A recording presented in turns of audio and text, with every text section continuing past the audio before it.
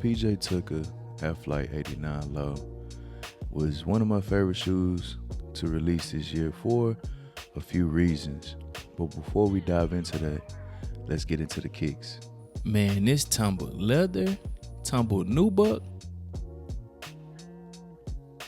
The bottom of the shoe, your typical Air Jordan 4 Air Flight 89 bottom with the Nike logo, a touch of PJ on the back, PJ's logo. I really cannot get over how smooth and quality this shoe is. Nike Air on the tongue, 54G for my seat number on the private jet on the PJ. And this cool card that came in the box, breaking down, what type of plane it is and everything like that. So I remember getting my very first pair of Air Flight 89s when I was in college. It was a white pair. It had chrome accents and it had a little patent leather on it. I have not been able to find them shoes since I had them in college, but that was my introduction to the Air Flights. So one of the reasons I love the shoe is it was released in 1989.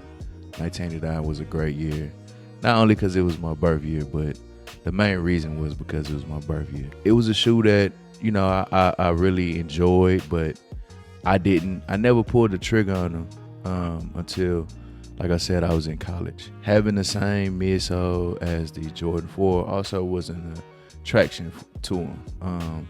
Originally a part of the Air Flight series back in '89. You had the Air Flight Highs, which I believe released first during that run, and then you had the Jordan 4, and then you had the Air Flight 89 Low. It makes me wonder, what if Jordan would have rocked the Air Flights, hooped in the Air Flights instead of the Jordan 4? What if there never was a Jordan 4, but it was just the Air Flight 89s? Because one, obviously, in the Jordan 4 went on to be an infamous shoe in Jordan's signature line. And the Air Flight 89 just kind of has taken a back seat. But about this specific collab, PJ Tucker, shout out to PJ, man. I'm going to get into that a little bit later about the actual release. But I've been following PJ since he was at Texas. So I've been a fan since he been at UT. Since he was at UT, his international play, the different teams he's been on. I mean, he undisputed sneaker king when it comes to it in the NBA. It's no question. He has shoes that other people don't have. I know most of us know the infamous story about pulling up to a game one day and LeBron looking at him like, yo, how'd you get those? Because LeBron didn't even have them. You know what I'm saying? Not that LeBron couldn't get them or never had them, but, PJ had some shoes that nobody else in the league had at that time. And it was actually a LeBron shoe that subsequently released last year, the Beast LeBron too. PJ been doing this sneaker stuff. He been into kicks, hooping in Yeezys, hooping in, shoes shoes you shouldn't hoop in throughout his tenure in the league. And it became a moment. We all tuned in. Even if we didn't care for the actual basketball game, we tuned in to see what PJ had on feet. So the Air Flight 89, it was originally created for small forwards and guards, and if you really dive into it, you'll see how many NBA players back in the day rocked, how many hoopers actually rocked the shoe. So the Tinker Hatfield creation, like I said, if you in the kicks, you probably got a pair or had a pair. If you just really just into the history of it and you just been into Nikes for a while. And like I said, it's not necessarily a takedown version of the Jordan 4 because they came out the same year in the same series.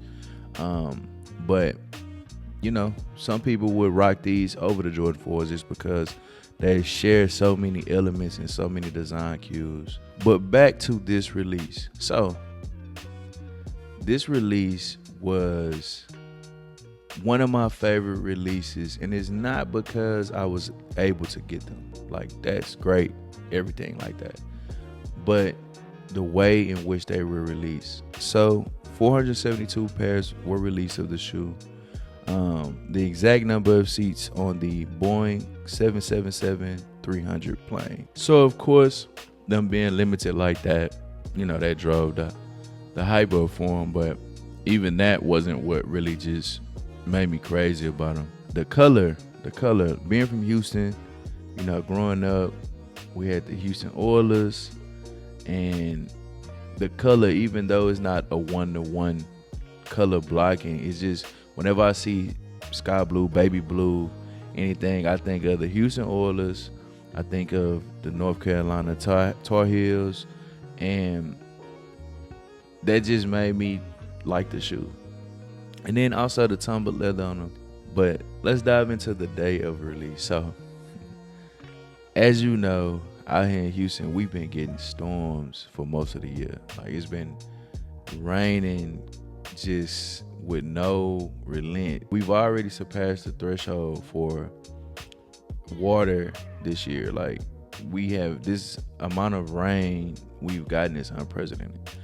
So that Sunday morning was no different. I had a rare off day. Right before that weekend, I had been working like 6 to 7 days a week for the last few years. And just so happened that was one of the first Sundays I was off, technically speaking.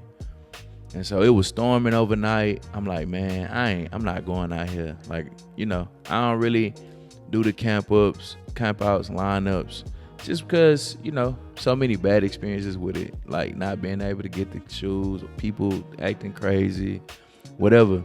It was storming real bad. It actually flooded outside a little bit. And when I woke up, I was like, you know what, man? If it's not raining when I get up, I'm going to go. I had a project to work on, so I already knew I was going to get up and go work on that project at like a little cafe or something. So I said, I'll swing by there before that cafe opened and see what's up.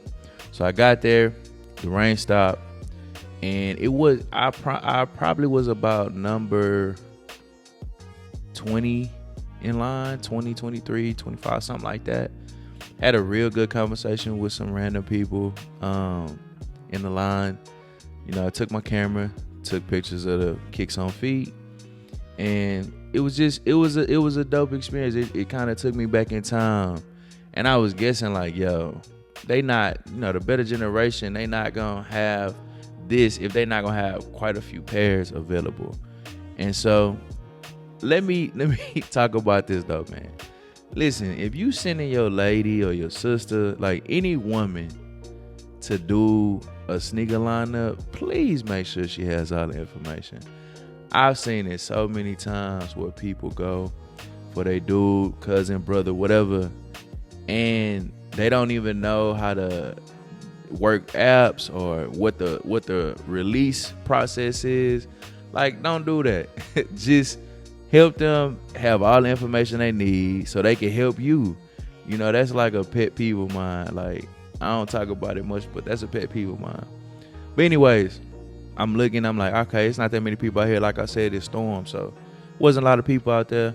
We get inside, we had the lunch, the EQL app put in, but it was like location based. And I was like, yo, you know what? I think mostly everybody in here is gonna hit on this shoe. And sure enough, young lady made the announcement. She was like, yo, if you are here, should not be too many people that did not win this raffle if you're here physically. And if you did not hit, come to the front, we'll see what's going on. And so, man, for a shoe to be that limited, and for PJ and the better generation to show love to the city of Houston like that just really made my day. It just really made me look at them differently. Like, it was never no bad blood or anything like that. It's just I didn't have much time to go to any of the events they had or participate in any of the community things, the releases, the way they do their lunches. I didn't have a lot of time to do it, so that was a pretty dope experience, and it just restored some feelings. But yeah, the Air Flight 89 Low by PJ Tucker, what's your thoughts on them? Did you like the shoe? Did you try for them? Would you like to see more? Personally, I know this is probably not gonna happen, but if we could get a burnt orange pair of PJ, like, you know what I'm saying, holla at Nike, holla, see what they tell you, I wouldn't be opposed to it. Till next time, peace.